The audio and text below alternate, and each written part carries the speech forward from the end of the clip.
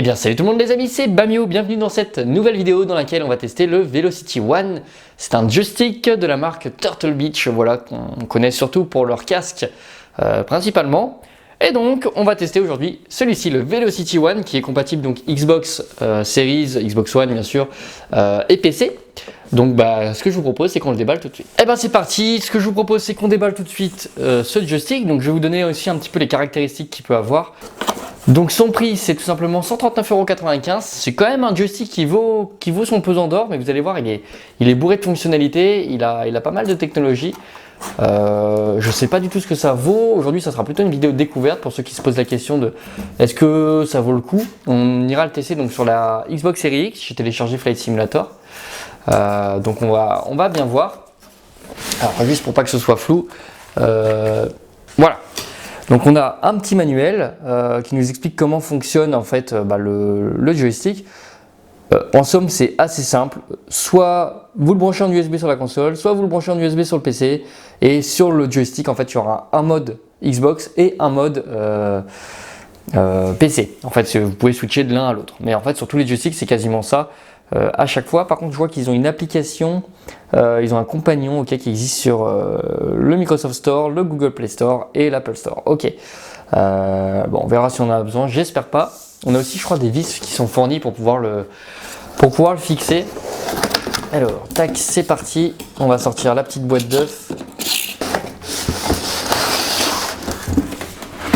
Donc voilà notre super boîte d'œufs. On va le mettre droit. Je vous avoue que je sais pas trop dans quel sens c'est. Ah oui d'accord, oui, on va faire ça logiquement. Pof, c'est vraiment livré dans une boîte d'œufs, il n'y a rien d'autre dedans. Et c'est de la boîte d'œufs, mais c'est assez costaud. Ceci dit, ça doit bien amortir les chocs, c'est cool. Waouh, et je m'attendais pas à ça, d'accord. On a une petite boîte, on va l'ouvrir juste après. On va déballer la bête, je pense que c'est ce qui nous intéresse le plus, moi principalement d'ailleurs.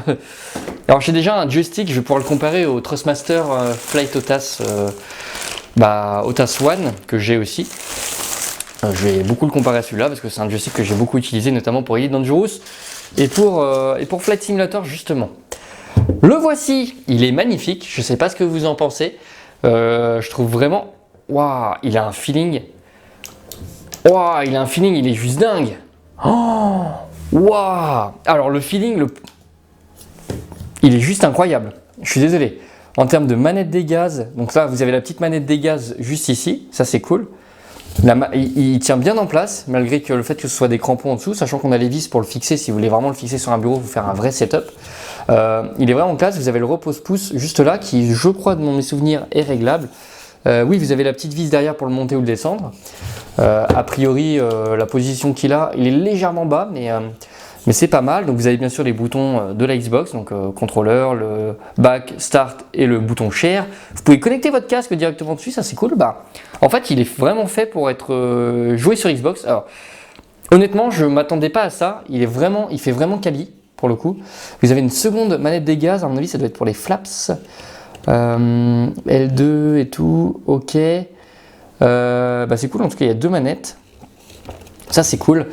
On a bien sûr les boutons A, B, X, Y de la Xbox et de l'autre côté, alors c'est vrai que je ne sais pas si vous allez bien voir, on a A, B, X, Y aussi, mais différents. Donc c'est d'autres boutons en fait, tout bêtement. Et ce que je vois, c'est que j'ai l'impression qu'on peut, parce qu'il y a B1, B2, B3, B4 et vous avez B5, B6, B7, B8. À mon avis, vous pouvez switcher pour avoir encore plus de boutons et vous avez pareil de l'autre côté. Ça peut être hyper intéressant. Derrière, vous avez tout simplement des choses pour connecter encore plus de périphériques en USB-C.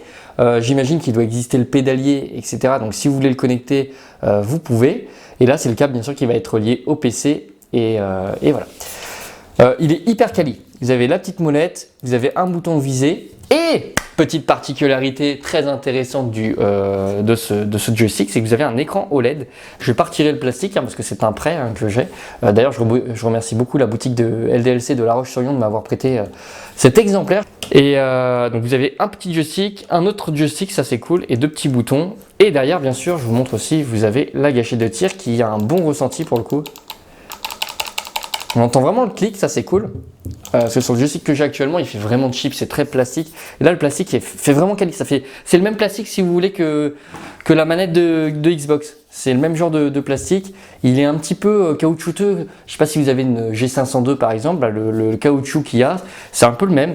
À voir si ça se dépérit pas dans le temps par contre. Ça c'est vrai que c'est le problème du caoutchouc en règle générale. On va aussi regarder ce qu'il y a dans cette petite boîte, parce que ça m'intrigue aussi, mais j'imagine qu'il doit y avoir le câble USB pour pouvoir le brancher. Tac. Alors je vais essayer de pas casser la boîte. Ah bah oui.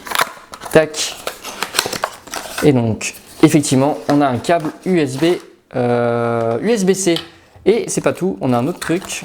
Qu'est-ce que c'est que ça? Ah, c'est les vis. Je vais pas l'ouvrir alors. Oui, c'est les vis pour fixer, vous savez, en dessous le joystick. Ok, parfait, trop bien. Trop bien. Et ben, j'ai hâte de tester. Ce que je vous propose, c'est que je le connecte et qu'on voit comment ça fonctionne. C'est parti. Bon, bah, je suis tout simplement en train d'allumer la Xbox et regardez-moi ce bel écran là. Je trouve ça incroyable, justement. Voilà, alors ça nous donne des petites informations et tout pour le coup. On verra en jeu est-ce qu'il y a un truc à faire ou autre, mais il y a des petites indications sur l'écran. C'est un écran OLED d'ailleurs, donc ça consomme pas tant que ça, c'est cool. En tout cas, je l'ai connecté donc en fil à la console qui est tout au fond, hein, du coup, à la Xbox. Moi, ce que je vous propose, c'est qu'on va se lancer un petit Flight Simulator. Je vais juste utiliser la manette parce que j'ai remarqué aussi dans le menu que quand on fait un petit coup, en fait, ça fait voilà, c'est hyper sensible en fait. Alors je pense que ça doit être réglable ou il doit y avoir une astuce et tout. Mais du coup, je vais utiliser la manette pour naviguer dans les menus. Ça sera un peu plus simple. Alors on va tester, je viens juste de le connecter. J'ai fait tout conserver les paramètres par défaut. Je ne l'ai même pas réglé. On va juste voir si la configuration par défaut fonctionne directement. Parce que c'est le but aussi d'un joystick qu'on achète certifié Xbox. C'est qu'on le branche, ça fonctionne. On n'a pas besoin de passer 50 ans dans les menus, même pour un Flight Simulator. Comme avec la manette ou avec mon Thrustmaster, j'ai pas eu besoin de rester 50 ans. Voilà, il va faire beau comme ça. On n'en parle plus. Même si vous voyez en flou un petit peu le reste, c'est juste pour tester. Alors, en termes de caméra, est-ce qu'on peut faire des choses? Oui, là ça fonctionne. Donc je peux tourner à gauche à droite avec le petit joystick. Ça c'est cool. On peut se mettre par devant. Ok, donc c'est les mêmes touches que sur PC. Enfin, que sur la Xbox, pardon. Est-ce que ça c'est juste pour tourner la caméra? Ok, pourquoi pas. Alors, bouton 2 pour le joystick. Bouton 2, c'est B. En fait, c'est exactement les mêmes touches qu'avec la manette. Ce qu'on va faire, c'est qu'on va essayer d'accélérer. Normalement, j'ai retiré le frein de parc. Est-ce que d'ailleurs... Alors, bah, vous savez quoi? On va faire un essai. On va mettre la manette des gaz à fond. Là, ce qui est pas mal, c'est que ça va me permettre de tester, de faire un crash test. Est-ce que la configuration par défaut fonctionne? Alors, je suis désolé, vous voyez la télé en flou, mais c'est parce que je fais le focus surtout sur le joystick. Donc là, de base, d'office, ça a l'air de fonctionner. On a décollé. J'aurais pu décoller sur le bitume quand même. Bon, c'est pas grave, hein, c'est pour le plaisir. Ensuite, ok, donc le joystick fonctionne. Si on va à gauche, carrément, ok, ça marche. Ah, petit défaut, donc le joystick est hyper rigide. Vous savez, l'impression que j'ai là, c'est il est plus rigide que tout à l'heure. Je pense qu'il y a un espèce de retour de force dans le joystick. Donc je sais pas à quoi c'est dû, mais c'est assez étrange. Faudrait que je regarde. Est-ce qu'il y a un retour de force? C'est une bonne chose à savoir ça. Ok, est-ce qu'on peut changer de vue du coup? Oui, absolument. Donc ça c'est stylé. C'est les mêmes touches que sur Xbox, donc ça c'est classe. Alors après, je les connais pas exactement par cœur, mais en tout cas, ça fonctionne plutôt bien. C'est assez fluide. Ce qui est pratique, c'est surtout d'avoir accès à deux joysticks, l'un pour baisser la caméra, l'autre pour avoir accès aux caméras directes. Ça, c'est cool. Ça évite de devoir prendre la manette comme je le fais avec mon Otas actuellement. C'est un vrai problème, ça. Donc là, c'est un petit plus. Alors, ils nous disent flèche du haut pour retirer les volets. Est-ce que c'est ça? Non, c'est pas ça. Ça, c'est la checklist. Ok, donc là, on a accès aux raccourcis, ATC, etc. Ok, donc ça, c'est pour les changelogs, les trucs comme ça. Là, je sais. Ah oui, d'accord, ça a tout désactivé. Y. Ah, on peut se mettre en mode souris, du coup, en appuyant sur le bouton à droite. Ça, c'est cool. Le bouton qui est ici. La caméra est inversée. Ou alors, c'est moi qui suis perturbé, mais... Ok. Pourquoi pas. Et le bouton de gauche, j'ai l'impression que le bouton de gauche met le pilote automatique. Normalement c'est censé être Y, ou alors ça doit activer le copilote, vous savez. Parce que là je touche à rien et... Ouais, voilà, là il est en mode copilote. Donc le bouton ici, c'est le copilote. Ça, je sais pas ce que c'est le bouton cible au milieu. Est-ce qu'on a des clics sur les... Non, on n'a pas de clics. Parfait. En termes de ressenti, c'est plutôt bien. La manette des gaz, je trouve ça vraiment génial. Vraiment, le ressenti est plutôt bon. Je pensais vraiment que ça allait être cheap. Et alors ça doit être les flaps. Ok, génial, full. Donc là, si je dis pas de bêtises, waouh, je vais me cracher. Ouais, mais en même temps, je regarde pas. C'est ça. On s'y fait en fait. Donc là, en fait, c'est les flaps. Tac, ok, parfait. Bah, c'est bon à savoir, écoutez. En tout cas, ça fonctionne. C'est génial. Waouh, je vais me cracher la tronche par contre. Attention. Mais ça fonctionne, ça c'est cool. Je sais pas ce que vous allez en penser exactement, mais je trouve vraiment que c'est génial. Le feeling est très bon. J'ai l'impression qu'on a un espèce de retour de force dans le joystick. En tout cas, la prise en main est géniale. Sur l'écran, bah, j'ai pas grand chose.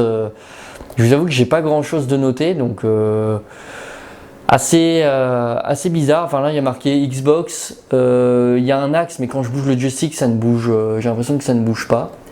Pourtant, ça a l'air d'être interactif. C'est pas tactile l'écran. On a même la version du stick en fait. Ok. Ouais, la caméra est inversée. Par contre, c'est un peu étrange. Waouh. Je conduis n'importe, enfin je pilote n'importe comment là, je vous avoue que c'est pas du tout ma priorité. Ouais, le joystick est inversé, mais ça se règle dans les réglages en fait. Ok, bon en tout cas c'est pas mal. Je sais pas ce que vous en pensez, de toute façon en termes de sensations, je trouve qu'il est meilleur que le Thrustmaster Flight Otas One. Il fait beaucoup moins de chip aussi, en même temps il est un petit peu plus cher. Honnêtement, il a un bon feeling là, je trouve que c'est excellent. Alors, dernière petite séquence, moi ce que je vous propose c'est de vous faire un petit tour dans les montagnes avec le joystick, histoire de savoir si ce joystick est précis, sachant que je ne suis pas dans les meilleures conditions non plus, étant donné que je suis un petit peu bras tendu par rapport au joystick, étant donné qu'il faut que l'angle soit correct pour vous. Alors, on va désactiver le frein de parc et c'est parti. J'avais déjà mis un petit peu de gaz histoire de préparer les moteurs. J'aime bien le côté un petit peu RGB, je ne sais pas si la nuit ça gêne, je sais que le bouton Xbox qui est sur la manette peut me gêner des fois la nuit. Et il me semble, alors attendez que je fasse pas de bêtises, ça doit être les trains d'atterrissage, c'est parfait. Voilà, bon normalement ça a un petit peu de patate, on va juste ralentir un petit peu les gaz parce qu'on n'a pas besoin d'autant pour décoller. Et normalement les flaps ils sont déjà à 0, c'est cool. J'ai démarré sans flaps, pas besoin de trop de puissance. Et donc là, vous savez quoi, on va aller à fond. Let's go. Bon, let's go, on va dans les montagnes. En tout cas, est-ce que c'est précis? Je vais essayer de faire une petite manœuvre. Donc on a bien sûr le palonnier. Ah c'est vrai que je voulais pas montrer ça, mais on a le palonnier gauche-droite comme ça. C'est cool. Je pense que pour du jeu comme Elite ou Star Citizen, il peut être vraiment parfait. Honnêtement, pour son prix, il a l'air vraiment classe parce qu'effectivement, il y a des très bons joysticks, mais il faut lâcher souvent 200, 400 euros. C'est un petit peu énorme. Là, entre 200 et 400, si vous voulez vraiment un truc simu. Honnêtement, pour 140 euros, c'est quelque chose qui fait vraiment le taf. J'ai l'impression.